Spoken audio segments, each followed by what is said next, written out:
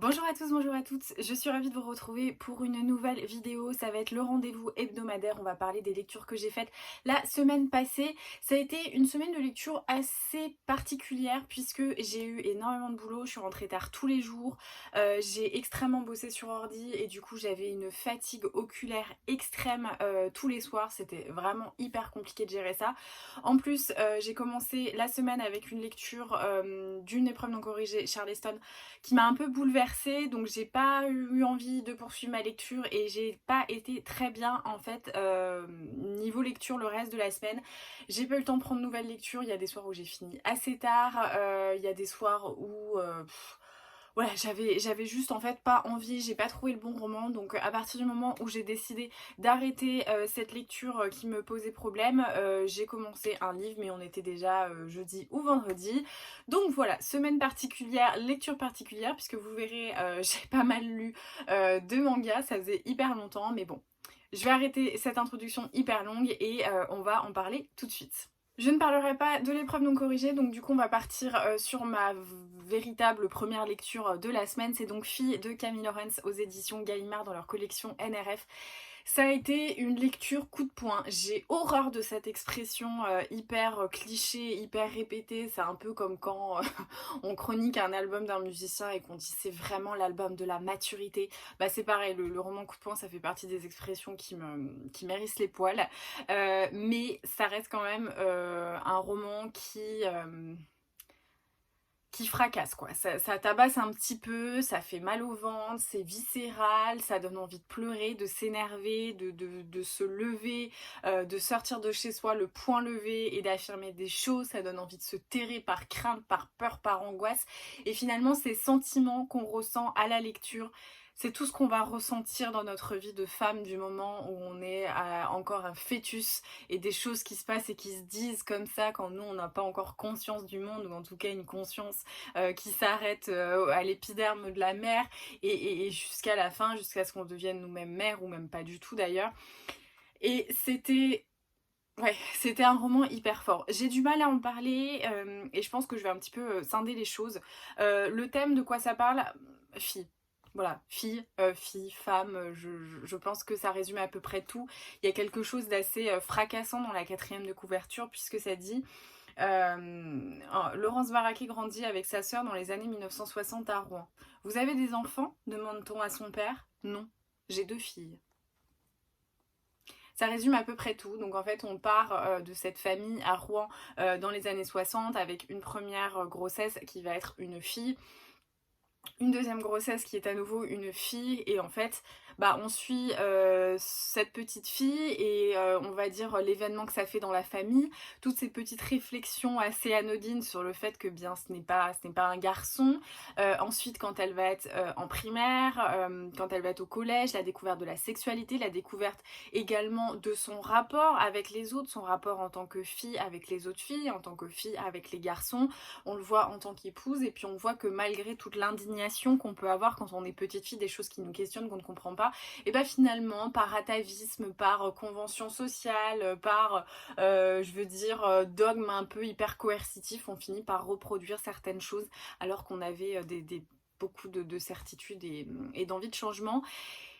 Et ça parle de tout ça en fait. Alors effectivement, on aborde plein d'autres sujets. On va aborder le sujet assez douloureux de l'inceste. Je pense qu'il faut quand même le mentionner parce que ça peut être compliqué dans la lecture si on est sensible sur ces sujets-là. On parle de la découverte de la masturbation, notamment de la masturbation féminine. J'ai trouvé ça assez chouette puisqu'on on en parle assez rarement. Je trouve, on parle souvent de la découverte des garçons qui découvrent voilà, la masturbation, mais pas beaucoup pour les filles, ça fait encore partie des gros tabous de la société, donc j'ai trouvé que c'était assez chouette parce qu'en plus de ça c'était extrêmement sincère et honnête. Je trouve qu'on n'a pas du tout idéalisé la jeune fille qui découvre sa sexualité. C'était vraiment des questionnements. Moi je me suis beaucoup retrouvée en fait dans cette petite fille qui voilà découvre la masturbation, qui découvre le désir, qui découvre l'envie, tout ça. C'est extrêmement intéressant, d'autant plus parce qu'on le met un petit peu en parallèle avec le cheminement masculin. On reprend toujours ce truc, oui, un homme a des pulsions, c'est comme ça, bah change de trottoir, c'est tout. Moi, ça me donne envie de fracasser la terre entière quand j'entends des trucs comme ça, mais bref, voilà, donc on va parler de ça. On parle aussi un peu de la découverte identitaire, finalement, des enfants. Quand ils sont au collège, ils vont jouer avec des garçons, ils vont jouer avec des filles. Quel jeu détermine quel caractère, etc. Et ensuite, bah, il y a il y a plein de questions, voilà, la maternité, la sexualité, le mariage, tout ça. C'est extrêmement intéressant, vraiment, je trouve, en plus de ça, pour parler un petit peu de l'écriture de Camille Laurens, c'est une auteure que je connaissais pas du tout, perso, j'ai jamais lu de roman de cet auteur. J'ai corné pas mal de pages, il y a vraiment des choses qui étaient assez bouleversantes et surtout, alors le petit reproche que je ferais, je pense que je vais commencer par là, c'est que j'ai trouvé que c'était un roman un peu brouillon. Mais j'excuse ce fouillis littéraire parce que comment on peut traiter le sujet de la féminité dans notre société et dans la société dans les années 60 avec clarté, avec je sais pas comment dire, mais en fait, j'excuse totalement le fait qu'elle ne soit pas du tout concise, que parfois les idées fusent, que ce soit un peu brouillon, que ça donne l'impression de mettre la tête dans une marmite en ébullition avec un tourbillon fait par une louche. Enfin, j'avais vraiment cette impression quand je lisais ce roman. Et du coup, effectivement, ça manquait de clarté. Effectivement, il y avait une certaine lourdeur. Mais en même temps, je suis convaincue qu'on peut pas traiter ce sujet. On peut pas en parler normalement, avec concision, avec recul, avec vraiment quelque chose d'hyper limpide. Pour moi, c'est un sujet qui est tellement mais viscéral, qui prend aux tripes. Et finalement, bah, j'excuse un petit peu ce côté, oui, un peu fouillis littéraire que j'ai ressenti parce que bah, je sais pas si moi je pense que même mon propos sur ce roman est un espèce de fouillis verbal parce que c'est hyper difficile d'ordonner sa pensée. C'est une femme qui écrit sur la vie des femmes et effectivement quand on fait le cheminement de parler de ce qu'on a pu ressentir, de ce qu'on a pu voir, il y a une introspection énorme parce que forcément il y a des choses qui sont universelles, on est tous hyper singuliers mais finalement il y a des choses universelles dans certains passages on va dire obligatoires de l'âge. Donc je peux comprendre que ça soit pas toujours extrêmement limpide, mais c'est vrai que c'était une lecture qui était assez lourde, mais en même temps lourde mais passionnante. Pour rien au monde j'aurais lâché ce livre parce que je le trouvais extrêmement instructif, extrêmement dur, violent sur certains points, mais fondamentalement nécessaire. Donc c'était extrêmement intéressant. J'ai corné beaucoup de pages et ce que j'ai aimé dans ce roman, vraiment, et je trouve que c'est sans doute la force de ce roman, c'est la manière avec laquelle Camille Laurens a déconstruit, reconstruit, analysé, montré le poids des mots sur le sujet de la féminité. Parce qu'on va aborder plein d'expressions qui font partie du langage courant, que même nous, en tant que femmes, alors qu'on ne devrait pas, on utilise à tort et à travers. Et vraiment, on devrait s'empêcher de le faire. Mais par exemple, on va parler d'un garçon manqué. Garçon, manqué, enfin, on déconstruit ça, on analyse les expressions. Il y a plein de choses qui sont extrêmement, franchement, qui sont super intéressantes. On parle de la difficulté d'être une femme du début jusqu'à la fin, d'être une fille et de donner vie à une fille. C'est vraiment un condensé d'injustice et de nécessité de changement, je trouve. Vraiment, ça m'a... Moi, il m'a bouleversé ce livre, j'en ai déjà parlé à ma copine Estelle, je lui ai dit, enfin voilà, qu'elle aime bien ce genre de récit assez poignant, je lui ai dit, tu vas voir, ça fait mal au ventre, vraiment, ça fait mal au ventre, mais en même temps, c'est extrêmement nécessaire, donc vraiment, je pense qu'on devrait tous lire ce livre, ça fait partie des choses assez fondamentales, ça fait partie des choses qui feront avancer les choses, justement, et...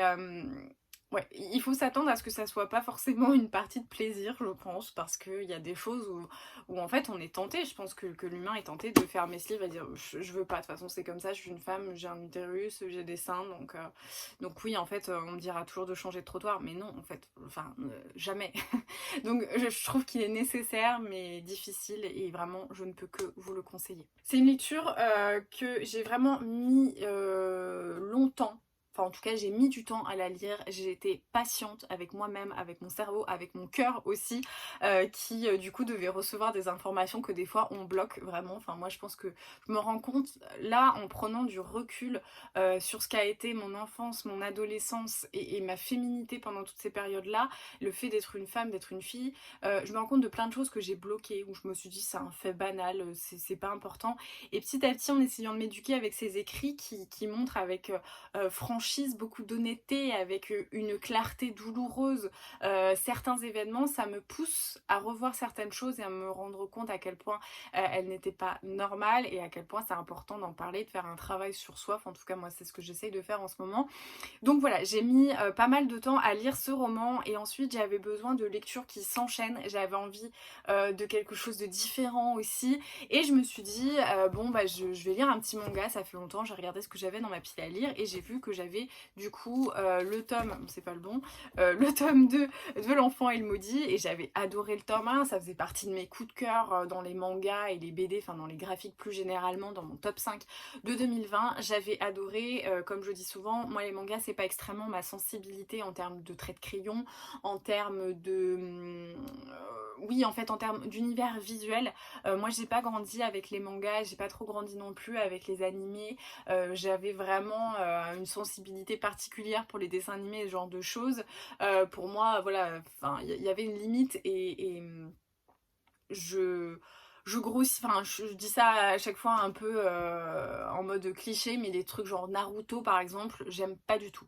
Donc pour moi les mangas, j'avais fait un pas dans ce domaine en me disant j'aime pas le trait de crayon, c'est pas un univers visuel qui me plaît, mais en même temps je pense que je passe à côté d'histoires incroyables, notamment avec l'atelier des sorciers, avec enfin voilà, il y avait plein d'histoires comme ça qui me tentaient énormément, The Promised Neverland aussi, qui me tentait beaucoup et du coup j'ai vraiment fait ce pas là et de plus en plus j'ai été surprise par des sensibilités artistiques qui m'ont plu. Par exemple l'atelier des sorciers c'est extrêmement beau, les planches sont magnifiques, enfin, d'ailleurs je ne sais pas si on peut appeler ça des planches en manga, je suis pas certaine, peut-être que je dis une grosse bêtise, excusez-moi si c'est le cas. Promised Neverland, il y a aussi des choses qui sont assez sympas, mais vraiment moi mon coup de cœur c'était L'Enfant et le Maudit parce qu'on a un travail de clair-obscur qui est incroyable en résonance avec l'histoire, avec cette histoire de cette petite fille qui vient du monde extérieur, enfin qui est dans le monde extérieur suite à une malédiction où dieu de la lumière et dieu de l'obscurité se sont chamaillés. L'un a fait une malédiction pour les créatures, on va dire, qui suivaient le dieu de l'ombre. Ils sont devenus bah, voilà, ce genre de créatures, des maudits. Sauf qu'en retour, eh bien, ils lui ont dit bah, si c'est comme ça, tous les êtres de lumière, s'ils touchent un maudit, ils le deviendront à leur tour et il n'y a pas de remède à ça. En fait c'est une absence de mort qui est la pire mort qui soit. En fait, ils ne peuvent pas être tués, ils ne peuvent pas voilà, mourir, mais ils sont condamnés à perdre toute sensation, toute émotion, toute perception des choses. On ne sent plus, on ne ressent plus non plus. Et on est dans cet univers où le professeur découvre cette petite fille dans le monde de l'extérieur. Donc on a un monde intérieur avec encore des humains qui sont préservés de la malédiction. Et il y a cette petite fille-là et il comprend pas pourquoi elle est pas touchée et pourquoi visiblement elle demeure comme ça, l'âme toujours pure. Et eh bien il va y avoir une recherche avec cette petite fille qui attend toujours sa tante, pourquoi elle est ici, est-ce qu'elle serait pas la clé finalement de cette malédiction, et on avance un petit peu dans l'histoire, mais c'est magnifique, c'est extrêmement contemplatif, c'est beau, c'est philosophique, il y a une forme de, je trouve, de méditation qui accompagne la lecture. Moi c'est ce que je ressens en fait avec ces tomes-là. Il faut quand même se dire qu'on va pas avancer très vite et pour cause, j'ai lu le 2, j'ai lu le 3, ah oui c'est comme ça, voilà, j'ai lu également le tome 4 et j'ai lu le tome 5. Donc en gros, j'ai lu tous les tomes de L'Enfant et le Maudit que j'avais dans ma pile à lire parce que j'étais à fond. Mais vraiment, j'aime bien parce qu'il y a une lenteur, mais une belle lenteur. Il y a des planches où il n'y a pas de dialogue, mais c'est juste des alternances entre des zones d'ombre, des zones de lumière, de l'infiltration comme ça, entre des feuillages, entre des branches qui sont extrêmement noires et obscures. Et ça fait écho à cette histoire, à ces gens qui sont maudits, à celles qui ne l'est pas, au pourquoi, du comment. Mais il y a une philosophie magnifique dans ce manga, vraiment, j'adore. J'étais trop contente C'est un peu bizarre parce qu'il y a un moment donné, j'avais vraiment une boulimie de manga, j'avais envie de découvrir plein de choses. Et ensuite, je me suis un petit peu arrêtée parce que j'ai retrouvé l'envie de lire des romans différents. C'est vrai qu'il y avait certains moments, par exemple, je sais qu'à la fin de l'année, j'avais mis un petit peu de côté le contemporain pour lire beaucoup de fantaisie fantastique parce que j'aime beaucoup ça, beaucoup d'historique. Et là, le contemporain revient. Donc, il y a toujours un petit peu chez moi un chassé-croisé, un genre prend un peu plus de place qu'un autre selon les périodes et puis selon voilà mes humeurs et tout ça. Donc là, de retrouver le manga et l'enfant et le maudit, mais qu'est-ce que j'ai adoré, j'étais trop contente de les lire. Là, j'ai qu'une hâte, c'est de retourner en librairie le week-end prochain et de me prendre 2-3 tomes pour la suite. C'est vraiment un super chouette manga, je peux que vous le conseiller parce que vous aimez les mangas ou que vous ne les aimiez pas, je pense que ça peut que vous plaire. Et voilà, moi c'est un petit coup de cœur et ouais, j'adore. Donc je sais que Nagabe a sorti autre chose là récemment, je crois que je l'avais vu chez ma copine Pauline au Happy Day. Donc j'ai hyper hâte de voir, mais vraiment c'était trop bien, donc j'étais trop contente de remettre le nez là-dedans. Enfin, j'ai lu 3 petites nouvelles dans ce petit ouvrage, donc L'épine dans la chair de D.H. Lawrence, qui est aux éditions Folio dans leur collection à 2 €. J'étais tombée sur ce petit ouvrage et j'avais envie voilà, de lire autre chose que l'amant de Lady Chatterley, sachant que j'avais vu sur la 4e de couverture, nous offre 3 portraits de femmes prisonnières des convenances, mais aussi de leurs désirs. Je pense qu'on peut voir en ce moment que je suis assez inspirée par ces sujets-là, mais effectivement, j'aime bien en ce moment parler et surtout lire des ouvrages sur des femmes, sur leurs désirs, sur leur indépendance, sur leur volonté propre, sur les carcans qu'on peut leur imposer, tout ça. Enfin, je suis assez en ce moment attirée par ça.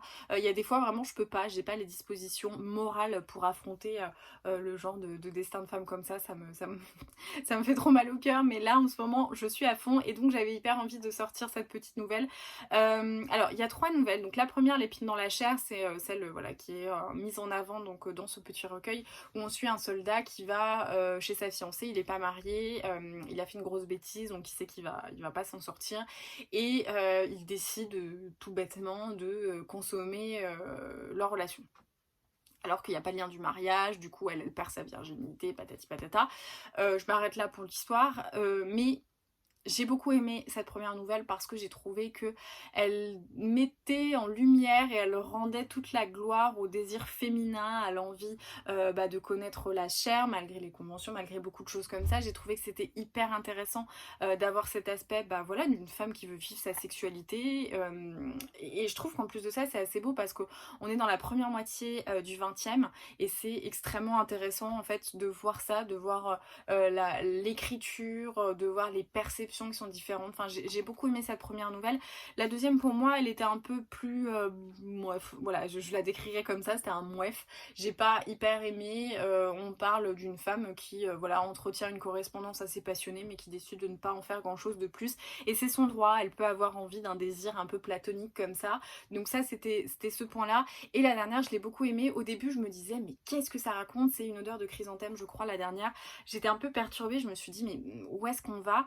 Et en fait, on a une femme qui attend son mari. Alors, elle pense du coup qu'il est parti chercher l'ivresse dans un bar, dans une taverne ou quelque chose comme ça.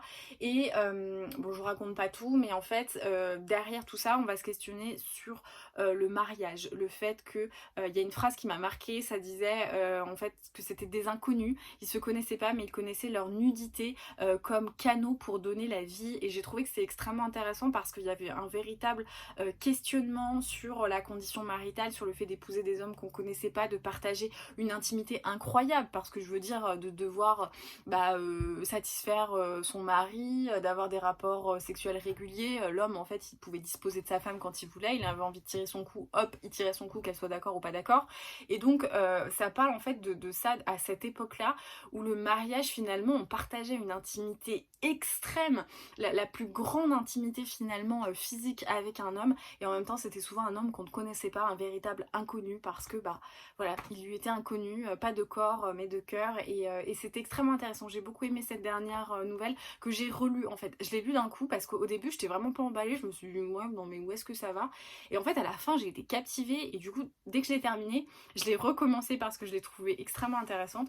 Donc j'ai beaucoup aimé parce que voilà, moi je suis assez contente de cette initiative de Folio de donner des petites nouvelles ou des extraits d'ouvrages comme ça à 2 € parce que ça permet permet déjà d'accéder à une forme de culture facilement, et en plus de ça je trouve que c'est toujours bien choisi en fait, c'est des thématiques qui sont bien choisies, bien assemblées, donc je trouve ça hyper intéressant. Donc vraiment j'ai été plutôt satisfaite. Voilà, la deuxième était pas folichonne, mais en tout cas j'ai trouvé que c'était un bon assemblage de nouvelles et c'était plutôt chouette du coup d'intervertir ça entre mes lectures. Voilà, c'est tout pour cette vidéo, j'espère que ça vous aura plu, que vous aurez noté peut-être des ouvrages, il n'y en avait pas beaucoup, c'est clair, mais peut-être que ça vous donnera envie de commencer L'Enfant et le Maudit si vous n'êtes pas du tout initié au manga ou que vous ne connaissez pas celui-ci, ou bien de vous révolter avec moi sur Filles de Camille Laurens. J'espère que on continuera d'en parler et qu'il y aura un push et que tout le monde va le lire et que ça aura un prix. Je sais pas quand est-ce qu'est sorti ce roman, mais moi je trouve qu'il est vraiment fondamental, essentiel, nécessaire, et puis ça fait toujours pas de mal de lire D.H. Lawrence, donc n'hésitez pas à me dire dans les commentaires si certains livres ont rejoint votre pile à lire ou votre wishlist. Et puis comme toujours, un petit pouce, n'oubliez pas de vous abonner si ce n'est pas déjà fait et de partager sur les réseaux sociaux, ça me fait toujours plaisir. Donc merci à celles qui le font tout le temps, vous êtes adorables, je vous aime trop. Je vous fais des gros bisous, je vous souhaite de bonnes lectures et je vous dis à très vite.